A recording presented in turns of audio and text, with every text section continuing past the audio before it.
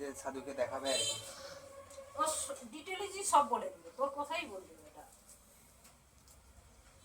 যে ব্যক্তিগত ব্যাপারে ওর মতো কেউ তোকে ভালোবাসতে পারবে না।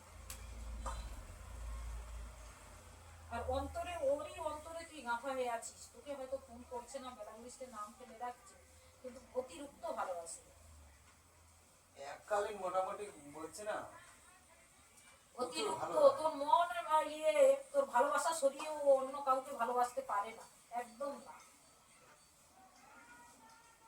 মন সবসময় অস্থির হয়ে থাকে, আমচান করে, কিন্তু পাঁচজনের কথা শুনে ও অন্যরকম হয়ে আছে, তোর বিরুদ্ধে রাগ ক্ষোভ জমে আছে, কিন্তু ও খুবই ভালোবাসে।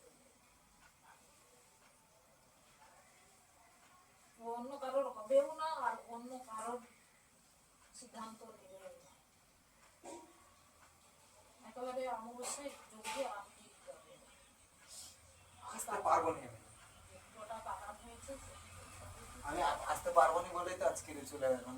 লোকের কাছে কাজ করছে, আবার সেই বুধবার কাজ বন্ধ করে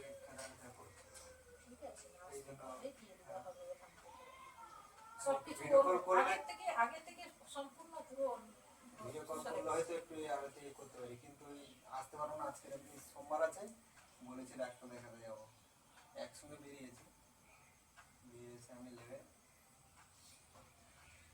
চিন্তা ভাবনা করিস না, ও একদম একদম সুরক্ষিত আছে, বাবা মা একদম জাগ্রত, তোর কিন্তু দেখা দেয় মনে অনেক অনেক মন আগের থেকে স্বপ্ন দেখতে পাই, কিন্তু মনে রাখতে পারে না। আগে যখন স্বপ্ন দেখলে মনে থাকতো সকাল পর্যন্ত, কিন্তু এখন আর মনে থাকে না। প্রচন্ড কি বলে আর চিন্তা করিস প্রচন্ড না, এখন তো শুইলে ঘুমিয়ে দেয়, মোবাইল মোবাইলও ঘাঁটি না। আর এই ধরো দিন 20 দিন ঘাটে আমি কোনো মোবাইলও ঘাঁটি না। আর রাত্রে যে ফোন চেক করতাম আরও চেক করি না, ফোন তো কমিয়ে গেছে দেখছি। আর যদিও কারোর সঙ্গে কথা হয় 2-3 মিনিট 4 মিনিটের মধ্যে কেটে দেয় দেখছি, বেশি কথা হয় না। ও পরিবর্তন এসে গেছে পুরো। ওর বাস্তু যে যোগাযোগ যেগুলো কাটানো চিটানোর মাধ্যমে ওর বাস্তু আগের তুলনায় ভালো, দেবীরা যাচ্ছে, মা বাবার আশীর্বাদ ওরও সঙ্গে আছে, ও পুরো চেঞ্জ হয়ে যাচ্ছে। আর বিয়েরও যোগাযোগ সামনে